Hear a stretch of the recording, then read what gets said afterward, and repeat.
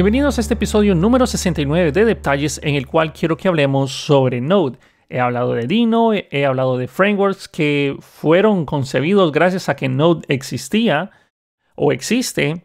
Y en pocas palabras, creo que no he hablado propiamente de Node, en el cual en este episodio quiero hablarlo más que todo como experiencias personales, sumado a una documentación que tiene o una historia que tiene propiamente Node en el sitio de nodejs.dev.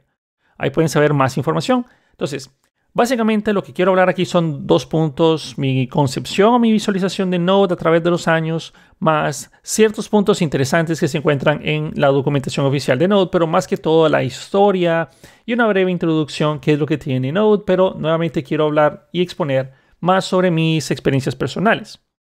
Y como yo he visto cómo ha crecido Node a través de los tiempos y mi experiencia desde hace muchos años como desarrollador que utiliza JavaScript en casi que en todo lado, ¿no?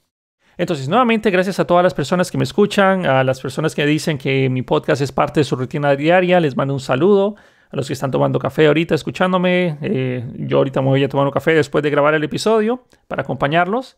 Y también a las personas que me escuchan en el camino de trabajo, pues manejen con cuidado, espero que lleguen bien a su trabajo y que sea un excelente día laboral para cada uno de ustedes. Entonces, para comenzar, solo quiero darles un par de aspectos chistosos que pasaron en mi vida antes de que encontrara Node.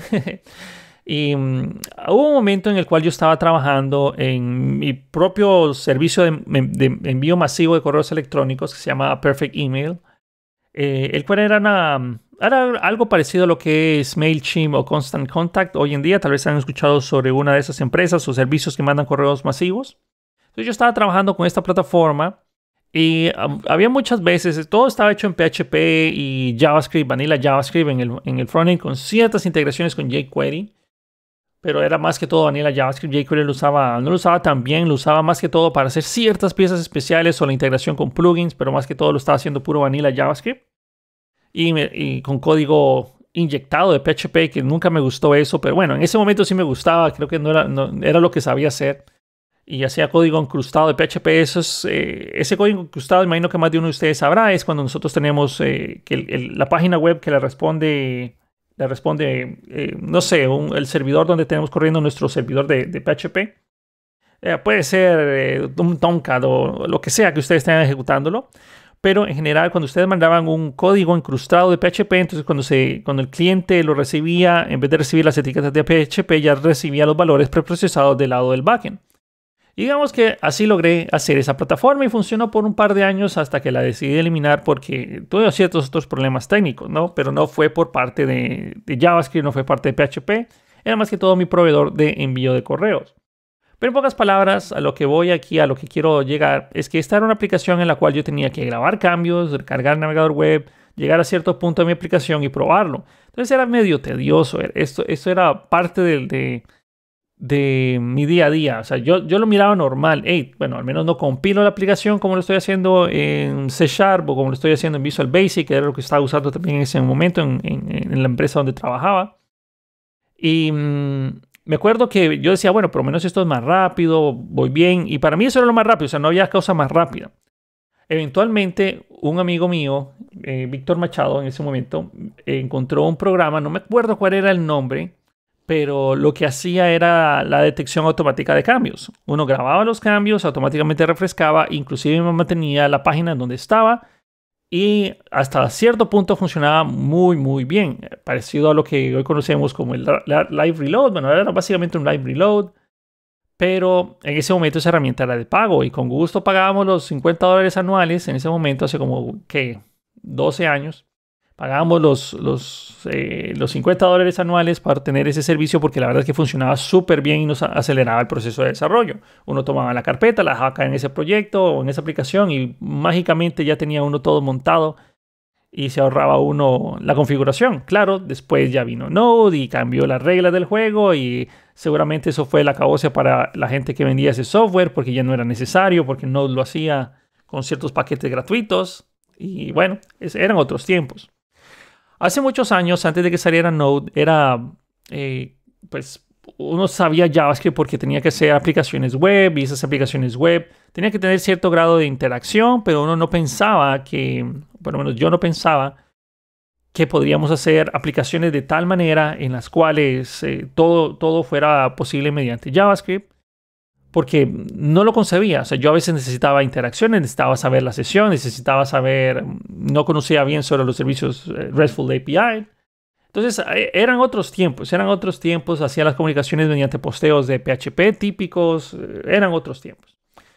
En el momento en el cual empecé a aprender JavaScript, y ya fuertemente para crear aplicaciones más robustas, ya empecé a entrar más de lleno en jQuery y aprender mejor jQuery para poder hacer aplicaciones más interesantes. Y cuando yo me acuerdo la primera vez cuando logré hacer mi primer posteo de data sin hacer refresh del navegador web, para mí eso fue wow, mediante peticiones Ajax. Yo quedé, wow, esto es increíble, la persona no pierde el foco, estaba maravillado. Pero eventualmente nosotros llegábamos a servidores que estaban corriendo nuestro código de PHP y eventualmente teníamos que hacer refresh y manejábamos las sesiones por ahí.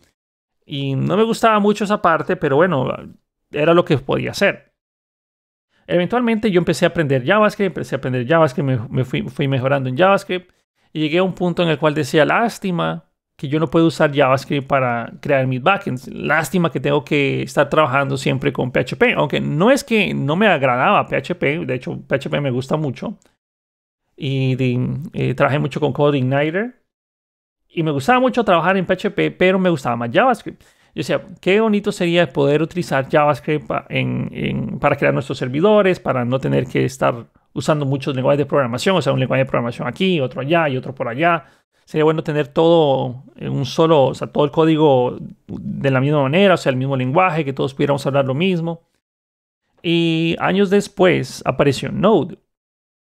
Node básicamente se resume a un par de cosas. Node, literalmente ustedes lo pueden buscar en internet y se resume a ejecutar código de JavaScript del lado del servidor. Punto. Pero muchas personas dicen, bueno, ¿pero y qué puedo hacer corriendo JavaScript del lado del servidor? Que esa es la pregunta típica de las personas que están empezando a aprender Node. Yo, antes de haber aprendido Node, antes de haber dicho, ok, voy a sentarme a estudiar Node, vamos a ver qué puedo hacer con él, etcétera, etcétera, eso era lo que yo conocía. Y yo decía, ¿y para qué voy a usar Node? ¿Para qué quiero validar formularios o hacer aplicaciones de frontend, en este caso, con Node? No sé, no le miraba la utilidad. Y Node no solo se utiliza, no solo es para eso, no solo para servidores. Node le abrió las puertas a un mundo totalmente diferente a JavaScript. Node empujó tanto JavaScript que JavaScript hoy en día es lo que es gracias a Node. Aunque a muchas personas no les guste, pero la verdad es que Node empujó tanto y sigue empujando tanto JavaScript que JavaScript es un gigante. Es uno de los lenguajes de programación más usados hoy en día. Y todavía sigue creciendo. Claro, me gusta más trabajar con TypeScript en el lado de Node, pero es bien común trabajar con Vanilla JavaScript, por decirlo así, en el lado de Node. O en el lado de nuestros backends o lo que sea que estemos haciendo. No necesariamente Node solo funciona en el backend. Ustedes podrían utilizar Node en su equipo local, aunque funcionaría como que su equipo local es el backend. Pero podrían tenerlo instalado de manera local y expandir las funcionalidades de sus habilidades técnicas que tienen en JavaScript para hacer cosas directamente en su computadora, hacer scripts, hacer aplicaciones de comandos, que es bastante típico de aplicaciones así. Y muchas personas dicen, bueno, pero las aplicaciones de línea de comandos no son tan utilizadas hoy en día. Pues la verdad es que eso es relativo porque hay bancos que prefieren mantener toda su core en ventanas de comandos porque son más estables, menos propensos a errores.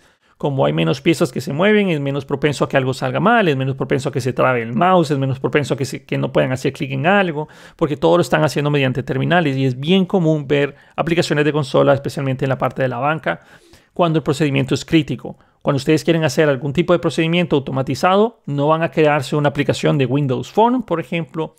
Idealmente lo que hacen ustedes es crearse un script, que ese script si lo ocupa mucho lo termina montando en un servicio de Windows o del sistema operativo que ustedes tengan utilizando en su lugar.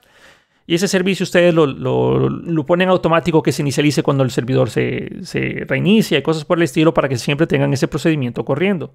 Y como Node te permite hacer básicamente ese tipo de aplicaciones sin hacer ninguna instalación extra, Es bien común ver servicios de Node que estén corriendo o aplicaciones de JavaScript, digámosle, que estén corriendo gracias a que Node puede estar o está instalado en el servidor. Una de las ventajas que más me gusta trabajar con Node es la facilidad que nos da a la hora de instalarlo. O sea, instalar Node toma segundos. No hay que instalar IDEs enormes para tener la disponibilidad de todo lo necesario, todo el ambiente. Node simplemente se instala, es una instalación en Next, ya lo tenemos en nuestro equipo. Aunque yo recomiendo utilizar el Node Version Manager para instalar Node, porque me ha pasado de que hay veces que yo necesito una versión específica de Node y con el NVM prefiero usarlo porque así puedo actualizar la versión de Node tranquilamente, cambiar entre versiones de Node y cuando yo la necesito una la puedo eliminar de una manera más sencilla. Pero igual usualmente con la última versión recomendada de Node eso es más que suficiente. Pero bueno, Node utiliza lo que es el V8 Engine, que es el core de Google Chrome, para poder mantener la velocidad y que sea performance o que tenga un performance que te permita considerarlo para aplicaciones bastante grandes.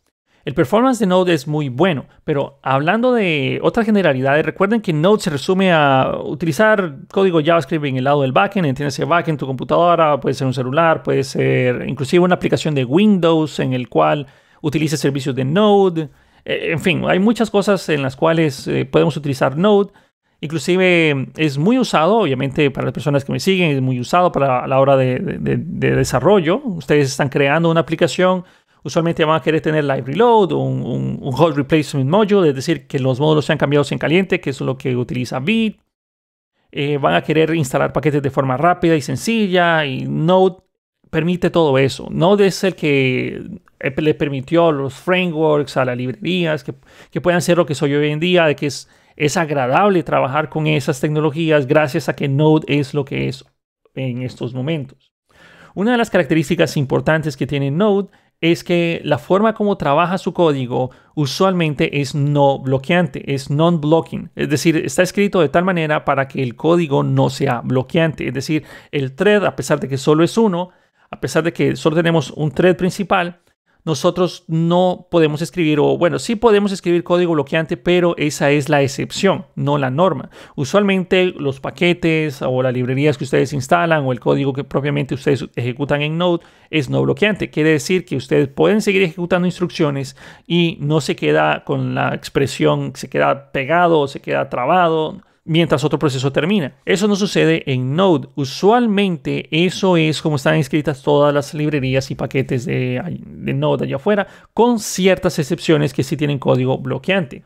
Otro punto interesante que tiene Node es que como Node está ejecutando mediante un instalador, es decir, ustedes instalaron físicamente Node y ustedes saben qué versión de Node instalaron. Adicionalmente, eso les va a dar a ustedes el conocimiento qué código de JavaScript ustedes pueden utilizar, o mejor dicho, qué estándar de JavaScript ustedes pueden utilizar. Usualmente, cuando nosotros desarrollamos en la web, sabemos que no todos los clientes o no todos nuestros usuarios finales van a estar trabajando con la última versión de JavaScript, por lo cual puede que alguien les diga, no, yo necesito soportar Internet Explorer 6, 8, bueno, aunque ya murió Internet Explorer, pero ustedes sabrán de que así sucede en muchos lugares. A mí me pasó, a mí me obligaban a que yo le tenía que dar soporte a Internet Explorer 6 y 7 por muchos años, a pesar de que inclusive el mismo Microsoft dijo que ya no le iba a dar soporte, pero como eso eran el navegador web que venía por defecto, no podíamos cambiarlo y así se compró la licencia, en fin, una burocracia bárbara que había ahí. Tenía que darle soporte a esos navegadores web y eso me impedía a mí utilizar código de JavaScript moderno o hacer código de una manera más elegante o, bueno, ustedes sabrán, con el objetivo de dar soporte a esos navegadores web. Claro, después cuando ya vino Node, eso fue un problema casi que del pasado porque nosotros podíamos escribir código de JavaScript moderno y automáticamente tener algún tipo de paquete o algún tipo de código de terceros que me ayudara a mí a traducir mi aplicación a el estándar de JavaScript que sé que soporta tal navegador web y así yo puedo escribir código actual y alguien más es el que se va a encargar de hacer esa traducción. Entonces muchas cosas permitieron a Node ser lo que es hoy en día. Es una de las tecnologías más usadas también allá afuera. Es muy común utilizar Node en el backend. Es muy común utilizar Node en aplicaciones grandes. Es muy común ver Node en todo departamento de desarrollo. Es es casi el estándar saber que vamos a tener Node en alguna parte por ahí. Otra cosa interesante que brindó la posibilidad de trabajar con Node fue el NPM o la parte de NPM, que es el Node Package Manager. NPM originalmente se instalaba aparte o era una alternativa, o sea, era algo que se instalaba aparte de Node, o sea, se instalaba Node y después se hacía una instalación de NPM, luego se fusionaron. Pero NPM actualmente tiene y cuenta con más de 1 millón de paquetes libres de uso, o sea, de libre de uso para que ustedes puedan utilizarlo, consumirlo, ya está. Claro, ese número, claro, se ve bonito, hoy sí, 1 millón de aplicaciones. Es como cuando las App Store dicen, hoy sí, tenemos 45 millones de aplicaciones desplegadas, pero de esos 45 millones o billones de aplicaciones, el número absurdo que hay allá arriba, tal vez solo el 1% de todo eso es algo que te sirve para algo, ¿no? Usualmente se cuentan paquetes que simplemente alguien estaba aprendiendo y lo decidió, vamos a ver si puedo aprender cómo subir mi paquete de NPM. Ah, ok, ya aprendí. Y entonces eso es considerado como un número más en esos paquetes. Entonces puede ser que no puede ser, estoy seguro que hay muchos de esos paquetes que son basura. Lógicamente, sin ánimo de ofender, porque todo sirvió para algo, sirvió para aprender, sirvió para hacer algunas pruebas, tuvo su uso ese paquete que ustedes subieron. Inclusive, aunque sea un paquete que no hace nada, solo haberlo subido significa de que ustedes estuvieron probando porque saben que el día de mañana eso les puede servir. Pero en pocas palabras, digamos que el 1% de ese millón sea útil, todavía nos da un número altísimo de paquetes que ustedes pueden utilizar para consumirlos en sus aplicaciones. Los paquetes de NPM le facilitan a cualquier aplicación que trabaje en JavaScript, no necesariamente en Node, pero usualmente cuando queremos usar paquetes de NPM es porque tenemos Node en nuestra aplicación y estamos utilizando Node de alguna manera, aunque eso es relativo porque ustedes simplemente pueden usar NPM para descargarlos y aunque no estén utilizando Node, pero bueno, utilizarían Node para descargarlos. En fin, es relativo. Espero me entiendan esa analogía que quiero decir, que ustedes no necesariamente es que estén utilizando Node. Pero en general, cuando ustedes descargan un paquete, fácilmente pueden integrarlo con sus aplicaciones. Hey, necesito algún tipo de graficador. Hey, necesito algún tipo de validador para este tipo de expresión regular. O necesito algo para validar un correo. Que bueno, en ese caso sería exagerado porque se podría hacer con la expresión regular. Pero ustedes me entienden. Cuando ustedes necesiten algo, hay una probabilidad muy alta de que ya se encuentre en NPM. Otras de las cosas que aprovecho y menciono, no solo por el hecho de que haya un paquete que ya lo hizo, significaría de que tenemos que usar ese paquete. Usualmente yo les recomiendo hoy en día de que solo instalen los paquetes que realmente les van a ayudar a ustedes a que su aplicación ya sea o funcione mejor o reduzca bastante el tiempo de desarrollo. Si ustedes van a instalar un paquete solo porque tienen pereza de hacer una evaluación de un correo electrónico, entonces no vale mucho la pena. Mejor busquemos una expresión regular y usamos lo que ya viene integrado en JavaScript y hagamos la validación directamente en JavaScript, que posiblemente el paquete que ustedes están a punto de instalar va a hacer lo mismo. Y adicionalmente, cuando ustedes instalan un paquete, no todos están optimizados de tal manera que aprovechen el tree shaking, que pueden usar ciertos frameworks. Y el tree shaking, entiéndase, botar todo lo que ustedes no necesitan del paquete y solo usar lo que realmente o solo que sea el parte de su bundle final o su paquete final, únicamente lo que se utilizan del mismo. No todos los paquetes disponen de esa funcionalidad y hay veces que ustedes, por importar simplemente una función, están cargando su aplicación con, qué sé yo, 100 kilobytes de pura basura que no les va a servir y solo ocupan unas cuantas líneas de código. Entonces, otra cosa es que no tengan miedo a entrar a esos paquetes, revisarlos, ver qué es lo que hace, y si no tiene el tree shaking, posiblemente ustedes pueden extraer el código, ver cómo lo hacen y analizarlo porque es open source. Ustedes pueden abrirlo, pueden modificarlo, pueden hacer lo que sea. Obviamente no les recomiendo, ni es algo que ustedes deben de hacer, que es modificar los paquetes propiamente desde la carpeta de Node Modules. No lo hagan desde ahí porque obviamente cuando caiga una actualización o cuando ustedes hagan una nueva instalación o cuando borren los módulos de Node, todos esos cambios se van a perder. Pero pueden abrir el código, revisarlo, ver cómo funciona y posiblemente solo puedan extraer lo que necesitan del paquete en caso de que no soporte tree shaking. Otra de las cosas interesantes que tiene NPM es que ustedes pueden, aparte de que subir sus paquetes les permite la reutilización del mismo código y todo lo demás, NPM también permite tener paquetes privados o paquetes que requieran pago. Cuando ustedes están utilizando, por ejemplo, el HGrid, se me viene a la cabeza, o el PhoneAwesome, que es una librería de iconos bastante famosa, ustedes pueden utilizar ciertas llaves de NPM para que puedan tener, cuando ustedes hacen el get de los paquetes o la instalación de los paquetes, ustedes pueden poner ahí un archivo con las licencias que esos paquetes van a requerir, y eso les permite descargarlos. A NPM recibe esa llave, les da la seguridad de que hey, esta persona sí tiene la licencia, descarguémosla, etcétera, etcétera. Entonces, no solo te permite distribuir código open source, también te permite comercializar tus paquetes en el caso de que sea necesario. Hay muchos casos en los cuales eso se utiliza, es bien común verlo cuando ustedes quieren distribuir su paquete, pero es un paquete privado, por ejemplo el HGrid, que tiene ciertas características gratuitas, pero la parte Enterprise requiere licencia. Entonces todo eso es posible mediante NPM. Hablemos un poco sobre la historia de Node, que esto ya viene propiamente de la documentación de Node.js.dev. Me parece interesante que haga mención de que Node es bastante joven. Realmente para un aspecto de tecnología, 13 años de edad es bastante joven. Claro, no quiere decir que no esté altamente probado. O sea, tiene 13 años de estar creciendo, de ser popular, y en los últimos años ha explotado mucho su uso. Pero si lo comparamos con que JavaScript tiene 26 años y que la web propiamente tiene 33 años, sí se ve que es bastante joven.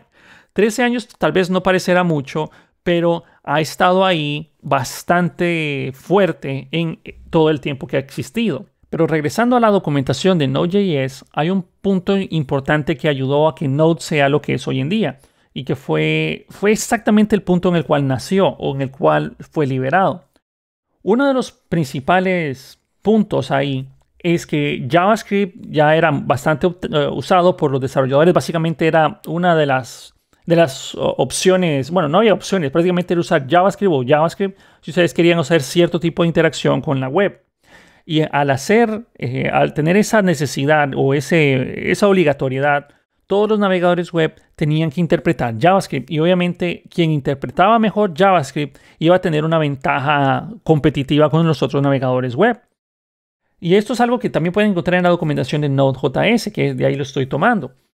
Cuando estábamos en ese momento, todavía existe esa competencia, solo que ahora no es tan notable como lo era antes, porque ya muchos, inclusive el nuevo Edge está utilizando el motor de Google Chrome, de JavaScript.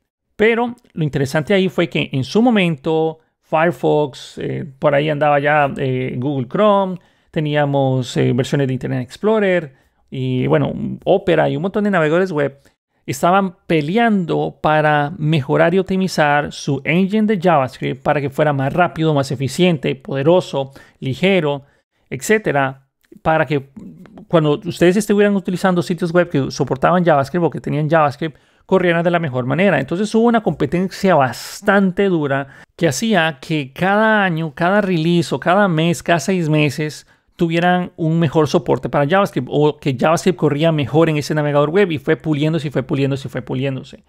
Y luego, gracias a la web 2.0, lanzaron aplicaciones. Eso permitió aplicaciones tipo Flickr, Gmail, inclusive como Dropbox también, pero en general fueron Flickr y Gmail los que principalmente demostraron al mundo, hey, esto se puede hacer en la web, se puede hacer con JavaScript. Y todo el mundo quedó, wow.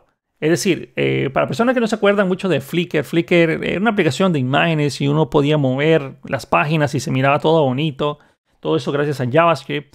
Y la forma de cómo funcionaba todo el sistema de correo electrónico de Gmail en su momento, sin refresh, que ustedes pudieran hacer todos los posteos, que trabajaban las diferentes opciones, bueno, la mayor parte consumiendo puro recurso de JavaScript, demostró de que se podía utilizar JavaScript en aplicaciones bastante grandes, modernas, y que empezaban a darle el aspecto de cómo iba a ser la web en futuro.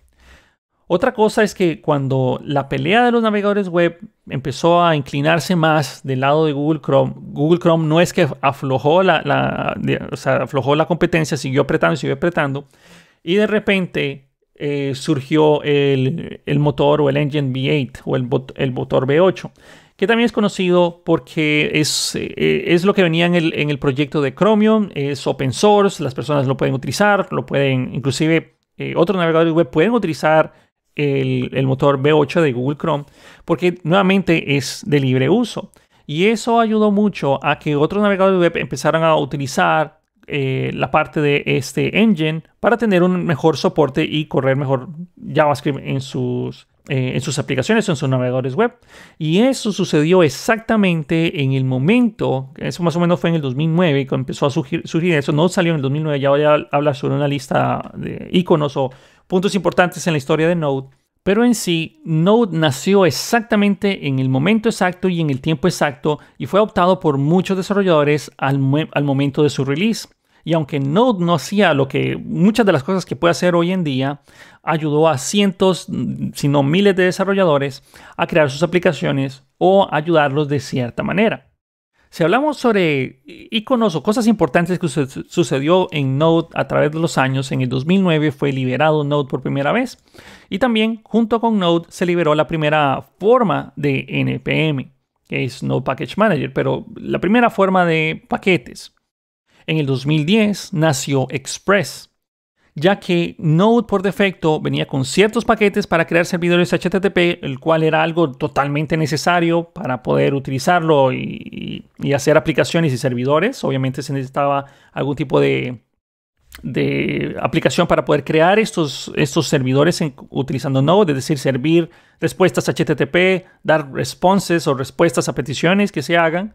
Entonces ya eso venía por defecto en Node. Node ya tiene su paquete de HTTP, solo que usarlo no era tan amigable ni tan vistoso, y ahí fue cuando la gente de Express dijo, hey, podemos hacer nuestro propio framework de Express que sea más sencillo, y Express nació en el 2010.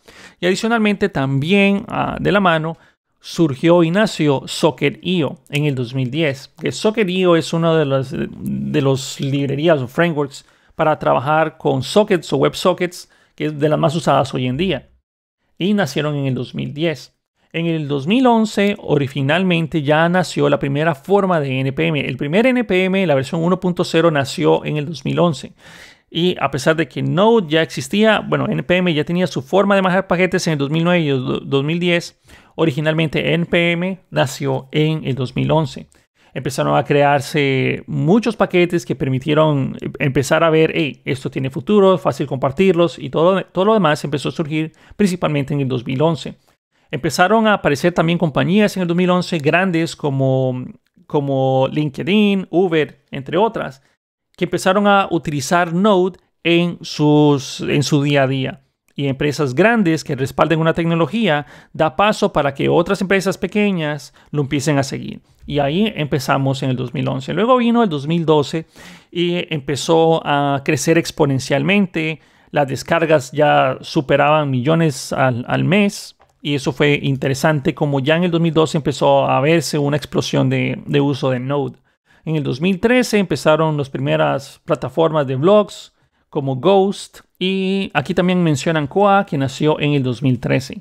En 2014, The Big Fork, que aquí mencionan de que io.js es uno de los forks más grandes que ha tenido Node, y empezó a hacer la introducción del soporte del ECMAScript 6 o ECMAScript de 2015, y empezó a moverse cada vez más rápido.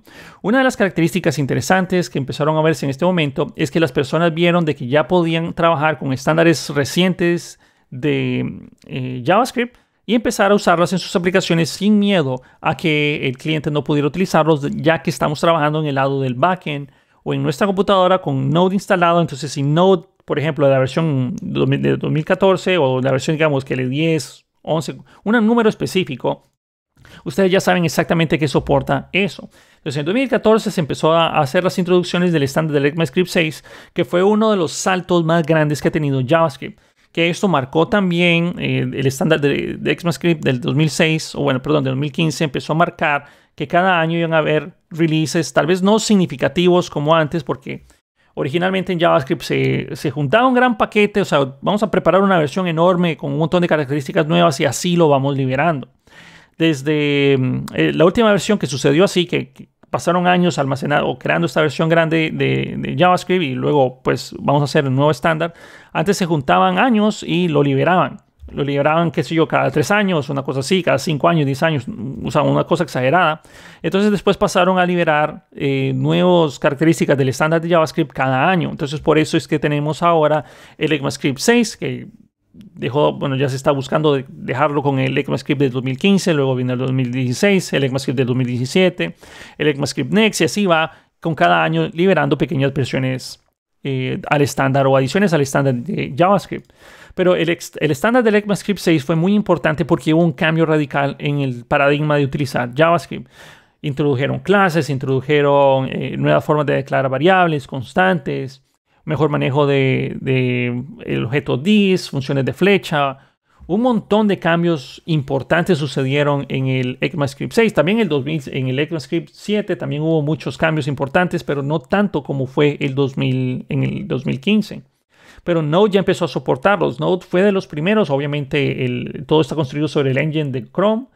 Obviamente tiene que soportarlo primero, pero en general Node nos permitió empezar a utilizar esas características en un año antes de que empezaran a salir. Entonces eso fue algo sumamente importante que sucedió en el 2014, que tal vez no sonará la gran cosa, pero en su momento eso fue algo que yo me acuerdo que dije, bueno, esto cómo funciona todos estos cambios de JavaScript y los voy a usar en Node y juepucha, ya había muchos.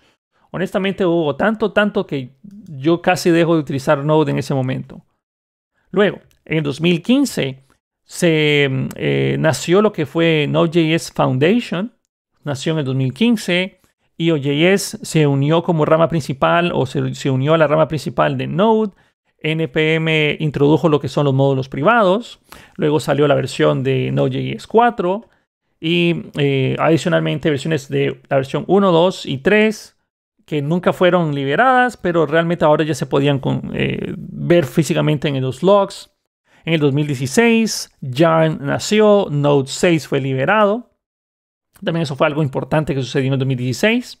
2017, NPM se enfoca más a la parte de la seguridad. Nació, o fue liberada la versión 8 de Node. También surgió el HTTP 2. También se introdujo la parte de testing suites en la parte de Node propiamente para hacer, obviamente, todo lo que es el testing de Node. Adicionalmente, en la parte de Chrome. Luego se pasaron a 3 billones. En el 2017 empezaron a haber 3 billones de descargas de paquetes de NPM por semana, lo cual fue un hito histórico. Casi que esto es algo que solo ha logrado Node. Pocos han logrado tener esto con las excepciones. Ojo, pero antes de que alguien me crucifique, con las excepciones, obviamente, de algunas aplicaciones en las App Stores, también con las excepciones de Docker, con algunos paquetes de Docker Hub que tienen billones de descargas, pero Node con sus paquetes fueron de los primeros que lograron alcanzar ese tipo o ese volumen de descargas. Y también hubo cosas relacionadas al respecto porque tuvieron que mover la forma como estaban manejando los paquetes, la forma como la gente los descargaba. Hubo muchas configuraciones que hubo abajo de lo que era visible para los usuarios mortales como nosotros. Pero hubo mucha infraestructura que ellos tuvieron que preparar para manejar ese volumen de descargas también. En el 2018 Node 10 salió. Los módulos de ECMAScript salieron con lo que son las extensiones .mjs, que ya se soportaban de manera experimental. También en el 2018 salió el Node 11. En el 2019, pues ya empezaron a tener cambios, digamos que no tan fuertes o no tan llamativos. Pero en el 2019 la versión 12, 13 de Node salieron. En el 2020, 14 y 15. En la versión 2021, 16, 17. Y ahorita estamos en el 2022 con la versión 18 de Node. La cual una de las características que siento que le hacían falta, que tal vez no será la gran cosa para muchas personas, pero para mí me gusta que Node lo tenga, es que ya tiene su propia implementación de lo que es el Fetch API directamente en Node. Así que ya no ocupamos un paquete de terceros para la parte de Fetch, que es parte del estándar del ECMAScript 6. Y eso es interesante. Para hacer las instalaciones de Node no es gran sorpresa. Uno solo va al sitio web de node.js.dev/downloads y lo descarga y es una instalación bastante transparente. Para terminar, porque la verdad es que no quiero que esto se hable más, o sea, hablar cosas que ya he mencionado originalmente en otros episodios de podcast con otras tecnologías, pero desde que Node salió o desde que Node surgió, permitió la creación y explosión de frameworks y librerías. Por ejemplo, trabajar en React Native es posible gracias a que tenemos Node, que nos permite a nosotros tener lo que es cierto engine corriendo, que permita leerlo, que permite instalarlo. Prácticamente cualquier librería y framework popular utiliza Node. Cuando nosotros queremos utilizar algún tipo de configuración automática en nuestro equipo o cuando queremos algún tipo de CLI, es más fácil hacerlo en Node. Prácticamente cualquier paquete o software o SDK tiene su implementación para JavaScript, porque nuevamente el estándar es que tenga JavaScript, soporte para JavaScript, a menos de que sea algo realmente específico para una tecnología. Pero, por ejemplo, ustedes quieren hacer un sign-in o quieren conectarse con Google para hacer su sign-in de Google, su Facebook, su Twitter, lo que sea. O ustedes quieren hacer un paquete que sirva para algo o para ayudarle a alguien. JavaScript es básicamente el primer paquete que ustedes van a tener que desplegar para que la gente lo utilicen, porque JavaScript es uno de los lenguajes de programación, si no es el más usado a nivel mundial, es uno de los más usados. Pueden encontrar más información sobre esas estadísticas en la página de jetbrains.com y pueden buscarlo por ahí. Estoy esperando que se acabe este año para ver cómo luce el estándar del 2022, porque ellos lo liberan cada año. Y en general, esto es básicamente lo que quería hablar sobre lo que se encuentra en la documentación. En lo personal, desde que yo utilizo Node, lo he usado para tantas cosas hasta ridículas. Me acuerdo que no hace mucho, eso fue otra anécdota divertida, como nos encontramos trabajando en esta nueva plataforma para desplegar mis cursos ahí, somos un equipo de personas que estamos en eso. Entonces, la forma como yo almaceno mis videos, tiene el número del video, o sea, el número de sección primero, por ejemplo, sección 01-02, o bueno, la clase 01 y luego el nombre del video. Entonces los almaceno de esa manera. Pero como los estoy subiendo todos a una nueva plataforma, entonces hay muchos 0101, dependiendo de si es el curso de React, si es el curso de Node, si es el curso a pesar de que están en folders, si están separados, cuando se suben a la plataforma, todo queda mezclado en el mismo costal. Entonces me dijo una persona, hey, ¿no crees que sea posible que podamos ponerle la palabra o anteponerle la palabra, qué sé yo, React o Node o lo que sea, para que sí los podamos diferenciar de una manera más fácil? Porque si yo pongo 0101 me parece un montón de videos. Y sí, es cierto, eso se prestaría para margen de error y estar revisándolo cada vez que se asigna. Entonces, la persona que llegó, una de las personas que me está ayudando con esta carga de videos, porque no tienen idea de la cantidad. Bueno, imagino que sí tienen una idea, especialmente las personas que toman mis cursos, que dicen, pucha, estos cursos son larguísimos. Imagínense que es mover varios de esos cursos a otro lugar. Entonces, bueno, tengo los videos y me dice la persona, bueno, los estoy renombrando, pero es que me equivoco mucho, no hay una manera de hacer esto automático. Y digo, ay, ¿sabes que yo puedo hacerme un script rápido en Node? Y bueno, de JavaScript obviamente que lo ejecuto con Node y lo puedo hacer de manera automática. Entonces me hice un pequeño CLI en el cual la persona ejecuta el programa, deja caer la carpeta donde están los videos, le pone cuál es el nombre que quieren que se le anteponga a cada uno de los videos y es instantáneo como los crea todos. Y eso gracias a Node. Bueno, a JavaScript corriéndolo con Node. Entonces le pasé ese CLI a la persona y súper fácil. Está súper contento con un código que me tardé como 5 minutos en escribirle. Y es increíble. Que por cierto, creo que no mencioné mucho, pero con Node, sí, podemos correr JavaScript en el lado del servidor, pero podemos hacer servidores HTTP, tenemos acceso a file system, tenemos conexión directa a bases de datos. Podemos hacer prácticamente lo que hace cualquier lenguaje de programación que se ejecuta del lado del servidor, pero lo podemos hacer ahora con JavaScript. ¿Qué beneficios? Bueno, sí, hay personas que no les gusta el tipado estricto, las personas que están acostumbradas a trabajar, por ejemplo, con Python o digamos que PHP, aunque PHP es relativo. Hay unas cosas que sí está estrictamente tipado, otras cosas no. Bueno, digamos que excluyamos PHP, pero digamos que personas que están acostumbradas a trabajar en lenguajes dinámicos, eso es una maravilla. Y para personas que prefieren tener un tipado estricto, también lo pueden hacer y lograr mediante TypeScript. Nosotros tenemos acceso a básicamente toda la información que se encuentre en ese equipo que esté corriendo Node. Pero también esto se presta a que si ustedes no tienen buen manejo de su código o una buena forma de mantener su código y alguien les sube un script, ese script puede ser ejecutado por Node y extraer información suya o información del host, que tiene que tener mucho cuidado como cualquier otro lenguaje. Pero nuevamente, muchos de los paquetes que ustedes utilizan en Node, frameworks y librerías ya vienen con esas formas seguras de hacer carga o de revisión y prevención de ejecución de scripts. Pero nuevamente, no es responsabilidad de Node tener esa protección. Ustedes son los que tienen que tener el control y la seguridad de qué es lo que se va a ejecutar en su servidor. Y bueno, esto fue el episodio del podcast del día de hoy. Muchas cosas que me gustan de Node. Solo para resumir, una de las cosas que más me gusta de Node es la facilidad de la instalación y obviamente que me permite ejecutar el código de JavaScript que tanto quiero y amo, aunque me gusta más TypeScript, pero nuevamente TypeScript es un superset.